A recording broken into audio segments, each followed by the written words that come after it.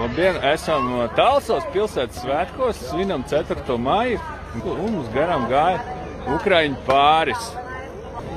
Ukraiņu pāris bija ar Latvijas un Ukraiņu karociņiem, viņi staigāja pa Talsiem, viņi ieraudzīja šo manu uzlīmu uz manu motociklu. Un mēs sākām runāties.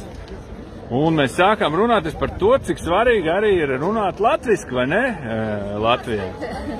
Labdien, mani sauc Olena. Es braucu no Ukrainas. Man patīk latviski cilvēki. Šodien svētkas, lielas svētkas Latvijas. Es vēlu visiem latviski cilvēki mieru, veselību, laimīgu.